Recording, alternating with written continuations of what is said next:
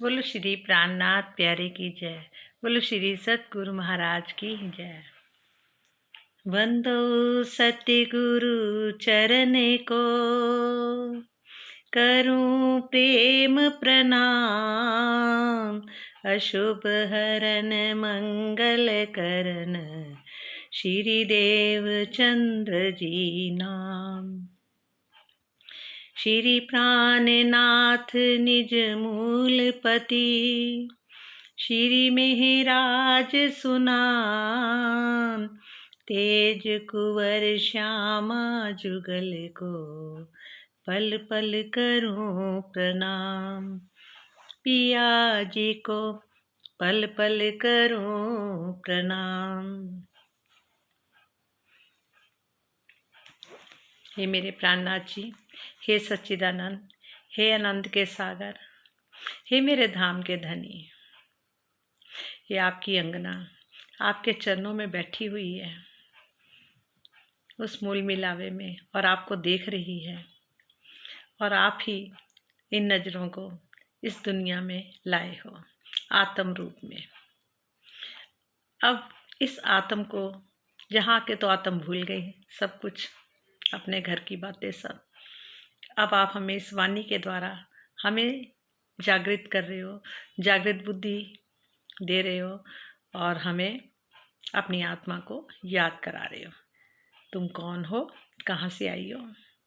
अब ये आत्मा जब ये जान गई मैं कौन हूँ, मैं कहाँ से आई हूँ, मेरा असली घर कहाँ है, मेरा प्रीतम कौन है, मेरी आत्म के प्रीतम कौन है, तब आप हमें अब चितवनी की महिमा बता रहे हैं वाणी के द्वारा कि रूहो, इस तरह से तुम्हें अपना घर को देखना है। ये आपकी मेहर नहीं तो और क्या है। हम रूहें धन धन हैं जिनको ऐसे पिया मिले, इतने प्यार करने वाले, जो हर पल हमें निहारते रहते हैं, देखते रहते हैं कि कब मेरी तरफ मुड़ोगी, कब मेरी तरफ मुड़ोगी। सुबह उठती हो तब भी तुम्हें जल्दीबाजी होती है, ये करना वो करना। ये नहीं देखती कि मैं इंतज़ार कर रहा हूँ, तुम सो के उठो और मुझे देखो, मेरे से बातें करो, प्यारी प्यारी बातें करो, अपने घर को याद करो, ताकि तुम्हारा सारा दिन अच्छा निकले। और पल पल मुझे देखते रहो, मेरे से बातें करते रहो, चलते फिरते भी बातें करो। मुझे बहुत अच्छा लगता है। फिर मुझे लगता है नहीं, तुम नहीं भूली हो, तुम्हें याद है। इसी तरह से जो प्रकरण है 7 है, पेज है 140। हिक मंगा दीदार तो ही जो, भी मिठड़ी गाल सुनाए। कांद मुंजा दिल डेही, मुसे हित गालाए। हिक एक, हिक का मतलब क्या है, एक। मंगा मांगती हूँ, दीदार दर्शन, तो ही जो आपका, मतलब क्या, मैं एक आपका ही दीदार मांगती, दीदार दर्शन, आपको, आपसे आपका दीदार ही मांगती हूँ। भी दूसरी मिठड़ी मद गाल सुनाए, बात सुनाइए।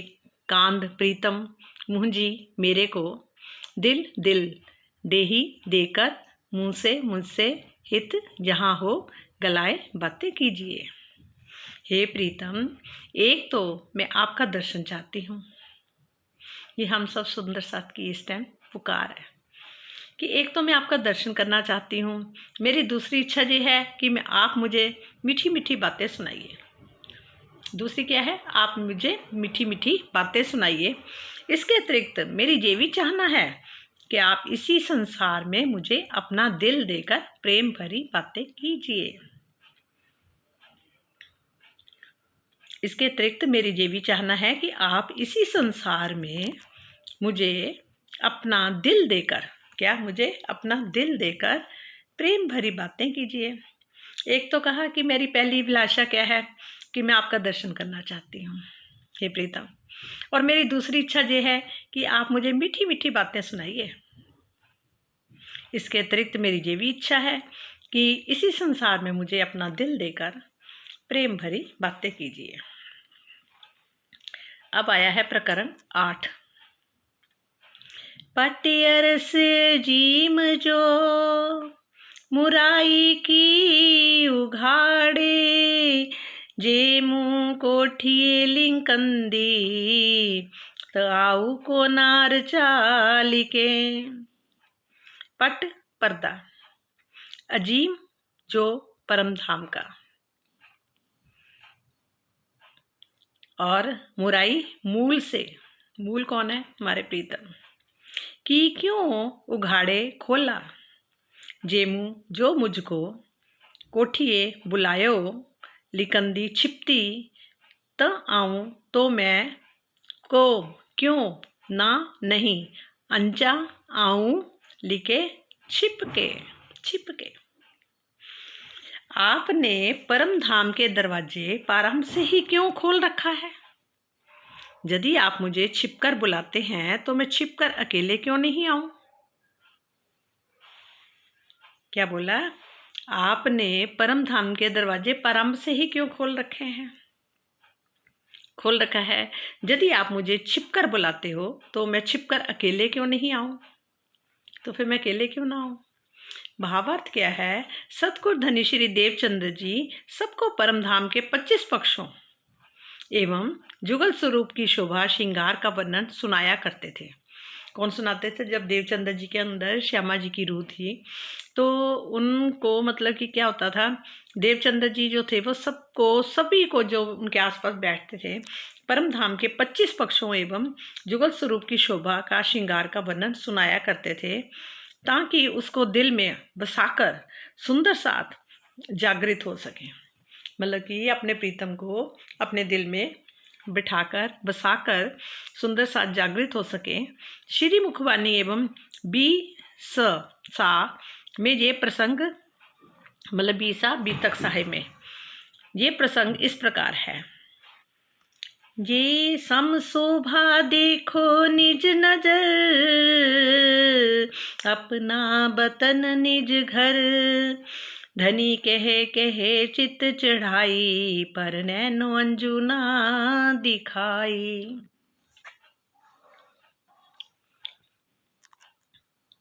ये प्रकाश हिंदुस्तानी की है। सब शोभा देखो निज नजर, पर नैनो अंजू न दिखाई। आंसू, अंजू का मतलब आंसू। धनिये आगू अरस के कहे तीन चबूतर, तीन चबूतर बोले हैं। सब शोभा देखे निज नजर, अपना वतन निज घर। कह रहे कि सारी शोभा देखो अपने निज घर की, जो हमारा अपना घर है, परम धाम है, जहाँ की हम रूहें हैं हम। तो क्या कह रहे हैं कि पर नैनो अंजू ना दिखाई, आंसू नहीं दिखाई दे रहे नैनो में। और धनी कहे कहे चित्त चढ़ाई, पर नैनो अंजू ना दिखाई। आगे आ रहा, धनिये आगू अरस के कहे तीन चबूतर, धानी तरफ तले तीसरा, हरा दरखत तीन पर। उन्होंने तीन चबूतर बताए हैं। जैसे एक तो सीढ़ी चढ़ के ऊपर आता पहला चबूतर है, ठीक है, और दूसरे आते हैं जो हरे और लाल वृक्ष के दो चबूतरे हैं, उनकी बात करी है। इसमें इन तीनों की करी है। वैसे तो परीक्षा लेने के लिए उन्होंने तीन चबूतरे बोले थे। तो क्या कहा था? धनी कहे कहे चित्त चढ़ाई, पर नैनो अंजू ना दिखाई। और दाहिनी तरफ तले तीसरा, और क्या बोला? धनी आगू अरस के कहे तीन चबूतर, दाहिनी तरफ तले तीसरा, हरा दरखत तीन पर। जिन पर हरा दरखत है उसको तीसरा उन्होंने बोला है। भाव काढ़ दिखावे ही सब चर्चा को रूप, वर्णन करे श्री राज को सुंदर रूप अनूप। भाव काढ़ दिखावे ही सब चर्चा का रूप। वो चर्चा में सारे भाव से सारे प्रीतम के अंगों का वर्णन सब कुछ करते थे, और वर्णन करते थे श्री राज जी का सुंदर रूप अनूप जो है वो उनका सुंदर रूप का भी वर्णन करते थे। और श्री महामती जी का आशय सब सुंदर साथ को जुगल स्वरूप पर एवं परम धाम का साक्षात्कार कराना है। महामती जी, जो इंद्रावती जी, महामती जी का आशय क्या है कि सब सुंदर साथ को जुगल स्वरूप, दोनों जुगल स्वरूप का, राज श्यामा जी का मेन क्या है, एवं परम धाम का साक्षात्कार कराना है। उसका क्या कराना है? साक्षात्कार, साक्षात दिखाना है, साक्षात दिखाना है। इसलिए परिक्रमा सागर तथा श्रृंगार ग्रंथ के अवतरण के पश्चात जब अंतिम ग्रंथ मार्फित सागर की अवतरित हो गया तो वितक साहिब 1748 और 1751 तक, 48 से लेके 51 तक उन्होंने स्वयं भी गुम्मट जी की गुमटी में बैठकर क्या करा था? उन्होंने स्वयं भी गुम्मट जी की गुमटी में बैठकर चितवनी ध्यान किया तथा सब सुंदर साथ को भी चितवनी करने के लिए प्रेरित भी किया। वो खुद भी करते थे, बैठते थे और साथ में सबको भी बैठाते थे चितवनी करने के लिए, सब सुंदर साथ को भी, ताकि उनको भी साक्षात दर्शन हो। और किया तो धाम चलने अर्थात धाम देखने के प्रसंग वाले सभी कीर्तन इसी समय उतरे। जितने भी धाम चलने के आ रहे ना, चलो चलो जी साथ जी, चलिए अपने घर, मतलब कोई भी जो भी है ना, धाम चलने के प्रसंग वाले सभी कीर्तन इसी समय उतरे। और स्वयं भी इंद्रावती श्री महामती जी के द्वारा चितवनी करना ही अकेले आना है। चितवनी करने का मतलब ही क्या है? अकेले आना। चाहे सारे चितवनी कर रहे हैं, सारे ध्यान लगा के बैठे, खूब सारे लोग बैठे हैं, पर जो हम तो अपनी चितवनी, अपने आंखें बंद करके चितवनी कर रहे हैं ना। हाँ, आत्मा के अंतर्दृष्टि से हम परम धाम देखने की कोशिश कर रहे हैं। पहले कहते हैं ना, प्रेम आता है, फिर उसके बाद आत्म की अंतर्दृष्टि से जुगल स्वरूप का दर्शन होना शुरू हो जाता है।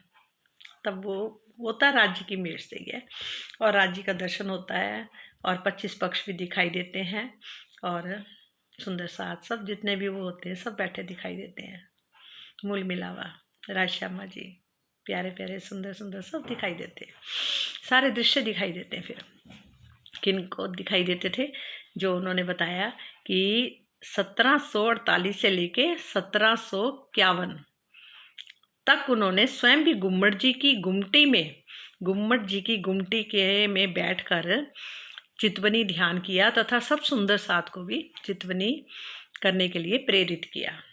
और धाम चलने अर्थात धाम देखने के प्रसंग वाले सभी कीर्तन इसी समय उतरे। स्वयं श्री इंद्रावती जी महामती जी के द्वारा चितवनी करना ही अकेले आना है। चितवनी करना का मतलब ही है अकेले आना, तथा सुंदर साथ को भी उसने लगाना और सबके साथ आना। क्या बोला? सुंदर साथ को भी अपने साथ लगाना और उनको भी लेके आना। चलो चलो रे साथ आपन जइए धाम, चलो चलो रे साथ आपन जइए धाम। कीर्तन 89 है प्रकरण, और 1 छुपाई का कथन यही तथ्य दर्शाता है। इसी सिंधी ग्रंथ में भी एक प्रकरण में 43 में उन्होंने स्पष्ट कहा है कि आऊं हकली की थिया, अर्थात मैं अकेली ही आपके पास कैसे आऊं।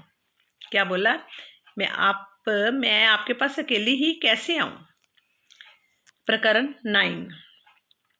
चुआ रुआ के नहारियां, बैठो आइए मुँह बट, लाइए दम में तू ही धनी, आंखें कने जा पट। शब्दार्थ क्या है? चुआ का मतलब क्या है? कहूँ। चुआ का मतलब क्या है? कहूँ। और रुआ का मतलब क्या है? रोए। चुआ रुआ क्या मतलब? कहूँ रोए, रोके कहूँ। चुआ रुआ के निहारियां में नहीं देखूं तो। बैठो आइया मुँह बट, बैठो का मतलब क्या है? बैठे। आइए का मतलब हो, बैठे हो। मुँह बट का मतलब क्या है? मेरे पास में। लहिए दम में, मतलब लहिए का मतलब है उतारते हैं। दम में क्षण में, तू ही आप ही धनी प्रीतम, आंखें नेत्र, कनेजा श्रवण का पट पर्दा। हे मेरे प्रीतम, यद्यपि मैं अपने हृदय की पीड़ा आपसे कहती हूँ। क्या बोला इंद्रावती जी ने? हे मेरे प्रीतम, यद्यपि मैं अपने हृदय की पीड़ा आपसे कहती हूँ और विरह में रोती भी हूँ, किंतु जब मैं अपने आत्मिक दृष्टि से देखती हूँ तो आप मूल मिलावे में मेरे पास ही बैठे हुए दिखाई देते हैं। क्योंकि श्यामा जी की रूह थे, श्यामा जी के साथ ही तो बैठी होंगी ना वो। तो उन्होंने क्या बोला, किंतु मैं अपनी आत्मिक दृष्टि से देखती हूँ तो आप मूल मिलावे में मेरे पास ही बैठे हुए दिखाई देते हैं। यदि आप चाहें तो मात्र एक पल में भी हमारी आंखों और कानों में पर्दे को हटा सकते हो। रियलिटी है, जब आप चाहोगे तो एक पल भी नहीं लगेगा, इस पर्दे को हटा दोगे, साक्षात देखना शुरू हो जाएंगे। जबकि साक्षात के वहीं बैठे हुए ही दिखेंगे, जैसे वहां बैठे हुए हैं वैसे ही दिखेंगे। राज श्यामा जी को ही हम देख रहे होंगे। काश जल्दी से जल्दी हम बैठे बैठे अब जैसे अब पढ़ रहे हैं, पढ़ते पढ़ते बस हमारी क्या हो, हम आपको देखना शुरू करते हैं मूल मिलावे में। हे मेरे प्रीतम, यद्यपि मैं अपने हृदय की पीड़ा आपसे कहती हूँ और विरह में रोती भी हूँ, किंतु जब मैं अपनी आत्मिक दृष्टि से देखती हूँ तो आप मूल मिलावे में मेरे पास ही बैठे दिखते हो। और यदि आप चाहें तो मात्र एक पल में ही हमारी आंखों और कानों के पर्दे को हटा सकते हो। आपकी आवाज आनी, कानों का पर्दा भी मतलब कि आपकी आवाज आनी शुरू हो जाएगी। अलस्तो बेरब कुंभ, चलो सखियो आज पाठ घाट में चलते हैं। आज कहाँ जाना है आप हमसे पूछेंगे, हम कहेंगे पाठ घाट चलेंगे। तो वो समय है शाम के 4:30 बजे का। और हमें जब हम उठेंगे तो जब आप हमारा पर्दा, कानों का और आंखों का पर्दा हटा देंगे तो क्या होगा, हम आपको देखना शुरू, जैसे देख रहे हैं वैसे हम जैसे बैठे थे जिस टाइम आपको देख रहे थे वही सीन सामने आ जाएगा और आप कह रहे होंगे लस्तो वेर आपको। तो मतलब कि हमारी आंखों और कानों का पर्दा भी हटा सकते हो। भावार्थ क्या है, इस छुपाई में आंखों और कानों के पर्दे हटाने का तात्पर्य आत्मिक आंखों और आत्मिक कानों के ऊपर पड़े हुए माया के पर्दे, क्योंकि हमें अब वहाँ की आवाज़ नहीं सुनाई दे रही, अपने प्रीतम की परम धाम की आवाज़ें नहीं सुनाई दे रही, तो वो कानों का पर्दा हो गया। आंखों से अब हमें, आंखों से वो हमारे प्रीतम दिख नहीं रहे, हमें संसार को देख रहे हैं और इस शरीर को ही मैं बन के बैठे हुए हैं। तो वही आता है रूह, कहते ना कि आत्मिक आंखों और आत्मिक कानों के ऊपर पड़े हुए माया के पर्दे को हटाने से है, जहाँ पंचभौतिक तन की बाहरी इंद्रियां आंखें और कान, यहाँ के पंचभौतिक के क्या है, आंखें और कान, जहाँ के ये वाले हैं, ठीक है। अंतर्दृष्टि के जो है, जो आत्मा के अंतर्दृष्टि का मतलब क्या होता है, पर आत्म के जो कान और आंखें हैं उनसे हम साक्षात देखना शुरू कर देंगे। वैसे तो आत्मा के भी जैसे पर आत्म के है ऐसे आत्मा का भी पूर्ण श्रृंगार है, मतलब आत्मा भी अपना श्रृंगार समझ के अपने आप को पर आत्म ही समझती है, वैसा ही रूप उसका है। तो वही चीज आ जाती है, तो रूप तो उसका वही है ना, पर आत्म वाला ही है ना रूप तो आत्म का। तो ऐसे में अंतर्दृष्टि से देखेगी, पर जब आप हमारे कानों के और आंखों के पर्दे को हटा दोगे तो हम पर आत्म रूप से ही साक्षात आपको ही देखेंगे और आपकी आवाज हमें सुनाई देगी। यही है ना। और ये जहाँ पंचभौतिक तन के बाहरी इंद्रियां आंख और कानों से कोई भी संबंध नहीं है, ये नैना दीदार कर रूह जुआ हक से सो बोल। रूह नैनो दीदार कर, रूह नैनो से दीदार कर, रूह जुआ हक सो बोल, अपने हक से बात कर। अपनी रूह तू अपनी जुआ से, रूह से अपने हक से बात कर, अपने प्रीतम से बात कर। रूह कानों हक बातें सुन यही पट, रूह कानों हक बातें सुन यही पट रूह का खोल। के कथन का संकेत इसी ओर है। आत्मा के प्रमुख इच्छा है कि प्रीतम का दीदार और प्रीतम से प्रेम भरी बातें करना, कि प्रीतम का दीदार और प्रीतम से प्रेम भरी बातें करना।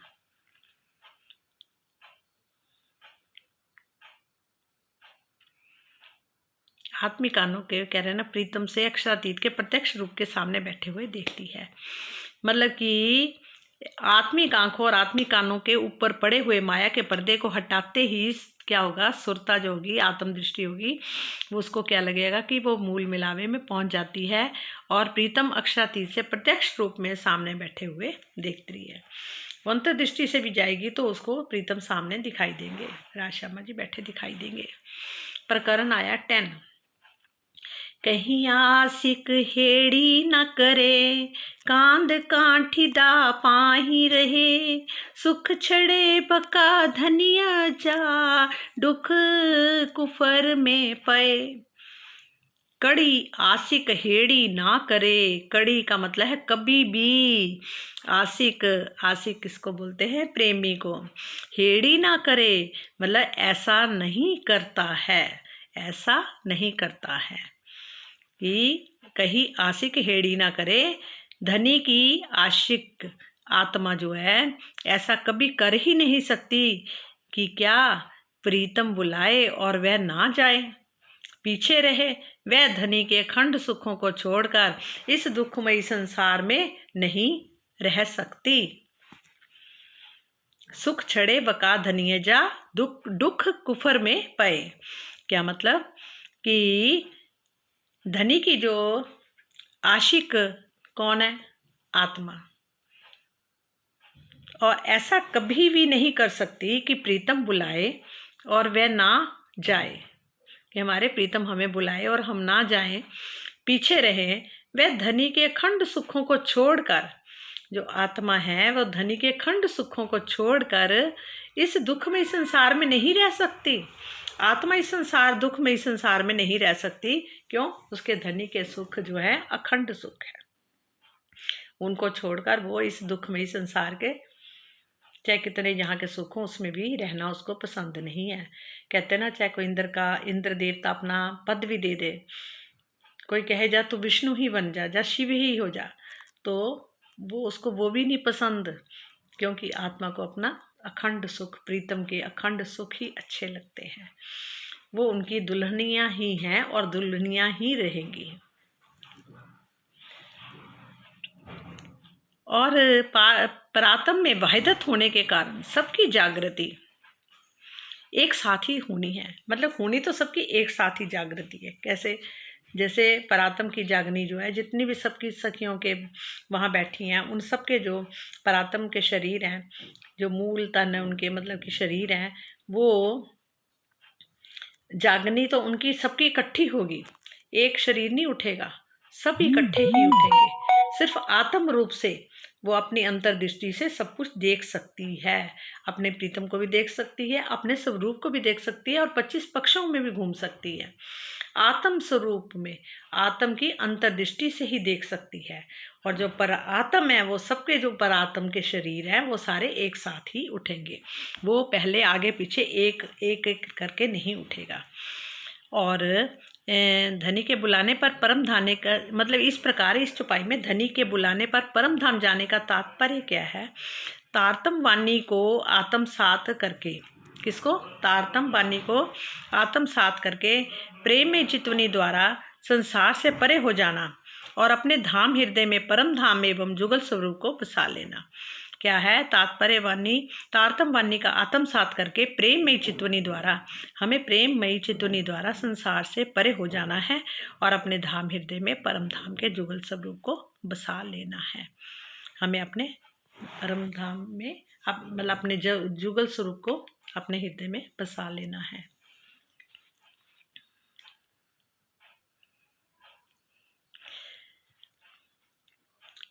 आप आया प्रकरण 11।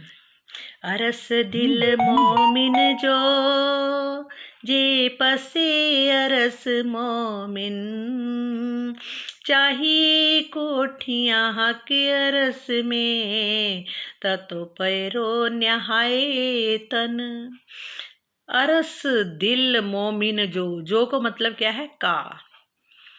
पसे, जो जे पसे अरस मोमिन, पसे का मतलब होता है देखे। क्या? का देखे। अरस, अरस किसे बोलते हैं? धाम को, जो हमारा परम धाम है उसको बोलते हैं अरस। और कोठियाँ, क्या है ना? कोठियाँ चाहिए, कोठियाँ हक अरस में। कोठियाँ का मतलब होता है बुलाना, कोठियाँ बुलाना। और तो तब तो, पेरो पहले ही, पेरो का मतलब क्या आएगा? त आ रहा ना, तो पेरो नहाए ए तन, मतलब कि नहाए नहीं हैं, नहाए नहीं हैं, पैरों का मतलब है पहले ही, और ए जे तन शरीर, ये जे तन, ये जो मतलब क्या बोला, तन है जो शरीर है। वस्तुतः ब्रह्म सृष्टियों का हृदय ही धाम होता है। वैसे तो ब्रह्म सृष्टियों का हृदय क्या है, धाम है, परम धाम ही है। ब्रह्म सृष्टियों का हृदय ही धाम होता है, इसलिए वे ही परम धाम को देखती हैं। जो ब्रह्म सृष्टियां हैं वो ही परम धाम को देखती हैं। नहीं तो दुनिया जितने ज्ञान तो पार ब्रह्म परमेश्वर का ही बता रही हैं, पर वो निराकार ही बता रही हैं। वैसे तो कहते हैं ना, इस ब्रह्मांड में तो परमात्मा निराकार ही है, सब आत्माएं भी निराकार हैं, पर उनका अपना स्वरूप हमें तो पता लग गया ना कि उनका स्वरूप कैसा है, कितना सुंदर है। वो परम धाम में बैठे हैं, मूल तन जो है। तो यही आता है कि वस्तुतः ब्रह्म सृष्टियों के हृदय तो धाम होता है, इसलिए वे ही परम धाम को देखती हैं। जब धामधनी आत्मा को परम धाम में बुलाते हैं, दर्शन कराते हैं, तो उनकी दृष्टि से ही शरीर पहले ही ओझल हो जाते हैं, हट जाते हैं। ये जो शरीर है, जब वो हमारे प्रीतम हमें अपनी अंतर्दृष्टि से, आत्म की अंतर्दृष्टि से हमें अपना धाम दिखाते हैं, जो अपने मूल तन दिखाते हैं, जो राजश्यामा जी का हम श्रृंगार, राजश्यामा जी को देखते हैं, तो मतलब कि अंतर्दृष्टि से देखते हैं, जब वो दिखाते हैं, तो फिर वो इस शरीर को तो भूल ही जाते हैं ना, जो पंचभौतिक जो शरीर है, इसको तो वो भूल ही जाते हैं कि मैं जो शरीर हूँ। वो तो अंतर्दृष्टि से ऊपर उठ जाते हैं, वो अपने धाम में घूम रहे होते हैं, विचरण कर रहे होते हैं, दर्शन कर रहे होते हैं, 25 पक्षों में भी घूम रहे होते हैं, एक एक चीज को देख रहे होते हैं, निहार रहे होते हैं। फिर जब एक बार उनकी राज्य की मेहर हो जाए, तो फिर तो वो जब आंख बंद करे, जब खोले, खुली आंख में, बंद आंख में उनको परम धाम ही दिखाई देगा। इस शरीर से फिर वो धीरे धीरे परे हट जाती है, आत्म स्वरूप में हो जाती है, पक्की हो जाती है। परम धाम में बुलाने का आशय क्या है? परम धाम का दर्शन करना। परम धाम में बुलाने का आशय क्या है? परम धाम का दर्शन करना। जब आत्मिक दृष्टि परम धाम की ओर होती है, तो उसे अपने पंचभौतिक तन या ब्रह्मांड का कुछ भी आभास नहीं होता। इसे ही जहाँ तन का छूटना कहा गया है, इसे ही जहाँ पर तन का छूटना कहा गया है। उस प्रीतम का सचमुच हमें बार बार शुक्राना करना चाहिए, बार बार उनको निहारना चाहिए। पल पल ये वाणी के द्वारा हमें जो जागृत बुद्ध मिल रही है, हमारी आत्माएं जाग रही हैं धीरे धीरे करके। उनको पता लग रहा है कि ये संसार हमारा नहीं, ये सपने का संसार है, ये आदि नारायण का संसार है, ये इस संसार में हमारा कोई काम नहीं, असली हमारा घर जो है वो परम धाम है। कहते ना, क्षर से परे निराकार, निराकार से परे बेहद, बेहद मीनिंग जोग माया का ब्रह्मांड, जो अक्षर ब्रह्म के मतलब कि सत्य और जो मतलब चारों मन चित बुद्धि आता है, जैसे सत्य, सत्पुरुष, केवल पुरुष, अव्याकृत ब्रह्म और शवलिक ब्रह्म, ये मतलब जो चारों है, तो उसमें मतलब कि वो अक्षर ब्रह्म के हैं, जिसको जोग माया बोलते हैं। और उससे भी परे है परम धाम, जो हम ब्रह्म सृष्टियों का धाम है, जो आत्मा का दिल अर्श है उसको, क्योंकि आत्मा का दिल ही अर्श है, परमात्मा अपना घर है। कहते ना, उनका ये ज्ञान मिल गया इस जीव को, इस वजह से जीव को भी इसका मतलब कि मिल रहा है, उसको भी अंदर, उसके अंदर भी प्रेम आ रहा है, उसको भी रस मिल रहा है वहाँ का, अर्श का। ये वाणी सुनने से परम धाम की उसको भी प्राप्ति हो रही है, मतलब वो जाग रही है रूह, मतलब कि जीव भी जाग रहा है, जीव को भी रस मिल रहा है। तो कहते हैं जीव को क्या करना चाहिए? बार बार शुक्रानों के गीत गाने चाहिए अपने प्रीतम के की। मैं तो कहती हूँ, हे आत्मा, तुम भी जब यहाँ इस शरीर पर आई है, बैठी है, तो इस तेरा कितना मैं शुक्राना गाऊं, कि हे धनी, तेरा शुक्राने में कितने गाऊं कि आपने अपनी आत्म को इस शरीर के ऊपर बैठाया, इस जीव के ऊपर बैठाया। ये बहुत बड़ी बात है, बहुत बड़ी बात है। शुक्रानों के गीत हम गाए गाए, गाते जाए जीवन में। शुक्रानों के गीत हम गाए गाएं गाते जाएं जीवन में। वाह वाह की आदत हम ऐसी डालें, वाह वाह की आदत ऐसी डालें, डालें कि शिकवा ना हो जीवन में। हे धनी जी, अब हमारे ऊपर इतना हाथ अपना रख दो, अपना पंजा जानी पंच शक्तियों वाला। हे प्राणनाथ जी, हमारे सिर पर अपना हाथ रख दो, ताकि यहाँ के जो भी है दुख सुख जो भी है वो हमें अंदर से न भासे, हम इनसे परे रहें, इस पंचभौतिक शरीर से भी अपने आप को दूर रखें। बस इसको सपना ही समझें। कोई कुछ कह देता है, लगती तो है बात, ये तो मैं भी कहती हूँ। कहते ना अखियाँ जैसे ना, जब कोई हमें कहते ना कोई कहते ना ओदे प्यार दे विच रोइयां क्यों ने अखियाँ, अपने प्रीतम के प्यार में क्यों नहीं रोती जी अखियाँ, क्यों नहीं रोती? इतनी देर से दूर हो रखे हैं, 440-50 साल हो चले हैं और हम उनसे दूर बैठे हैं, और ये रखियाँ उनके बगैर कि नहीं रो रही है, उनके प्यार को याद कर करके क्यों नहीं रो रही है? और जरा सा कोई नुकसान हो जाए तो देखो, जैसे मकान नहीं, छत ऊपर से टिक टिक टिक टिक करके बहता, ऐसे आंसू बहने शुरू हो जाते हैं। अगर कोई दुख आ जाए तो क्या करती हैं, छम छम छम छम करके जोर जोर से रोती हैं। तब अपने प्रीतम के आगे रोती हैं। अपने प्रीतम के प्रेम में हम क्यों नहीं रोते? क्यों नहीं उनके लिए हम आंसू बहाते? हमारे अंदर वो प्रेम विरह क्यों नहीं आ रहा? कारण क्या है?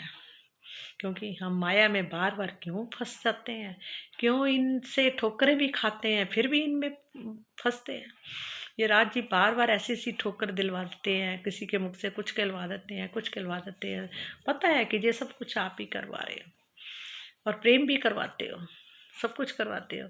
ठोकरे का मतलब क्यों होता है कि हम अपने प्रीतम से जुड़े, संसार से धीरे धीरे काम सब करते जाएं, खुशी से करें, आपकी सेवा समझ के ही काम करें। मतलब दूसरा ना सोचे कि दूसरे के लिए हम कर रहे हैं, ना आपकी सेवा समझ के हम सब काम भी करते रहें कि हम आपके लिए ही कर रहे हैं। राजी सब मूर्तियाँ आपकी ही हैं, हम यही समझें कि जो हमारे आसपास हो रहा है वो सब आपसे ही हो रहा है, आप ही करवा रहे हैं, खेल दिखा रहे, जो दिखाना चाहते वो दिखा रहे हो। पर इसको हम सच ना माने, बार बार जब सच मान के फिर जो आंखें रोती हैं ना, वो फिर संभालना बहुत मुश्किल हो जाता है। फिर आप ही संभालते हो, आप ही अपना हाथ रख के गले से लगा के हमें समझाते हो कि मैं हूं ना तुम्हारा, मैं तुम्हारा प्रीतम, हर पल तुम्हारे साथ तो हूँ। तुम मुझे भूल जाती हो बार बार और दूसरों को अपना मान बैठती हो। दुख से तेरा ना है नाता, तेरा दुख से कोई नाता नहीं है, तू तो सुखों के खंड सुख तेरे घर के हैं, तेरे तो सुखों का घर है, वहां तो कोई दुख का नामो निशान भी नहीं है, तेरा इससे कोई नाता नहीं है। दुख से तेरा ना है नाता, प्रीतम हर पल तुझे समझाता। हमारा पिया हर पल हमें समझा रहा है, बार बार समझा रहा है कि दुनिया सपनों का है एक मेला, कि दुनिया सपनों का है एक मेला, बड़ी मुश्किल से है कोई जानता कि रोशनी आए, किसकी? हमारे प्रीतम की, कि रोशनी आए जीवन में, कि मन से भाग अंधेरा जाए जाए जीवन में, अंधेरा जहाँ से भाग जाए, हमारे भीतर नूरी प्रकाश जो विराजमान है, हमारे श्याम श्यामा, हमारे प्रीतम, जिनका नूरी प्रकाश चारों तरफ हमारे भीतर भी फैल रहा है, हमारे बाहर भी फैल रहा है। अगर हम सोचें कि हम है ही नहीं है, हम देख ही नहीं रहे, आप ही दिख रहे हो, आप ही हो, आप ही हो, तो आपका नूर तो चारों तरफ फैलेगा, चारों तरफ, अंदर भी बाहर सब तरफ रक्षा करेगा, कवच बन जाएगा। तो उस नूरी प्रकाश को हम देखें और अंधेरे को भगा दें अपने जीवन से। क्यों सुंदर साथ जी, मेहनत करनी पड़ेगी, चलो करें, कुछ तो कोशिश करें अपने प्रीतम को देखने के लिए, ठीक है। बोलो श्री प्राणनाथ प्यारे की जय। बोलो श्री सतगुरु महाराज की जय। बोलो मेरे धाम के धनी की जय। मेरे सारे प्यारे प्यारे सुंदर साथ की जय हो, जय हो।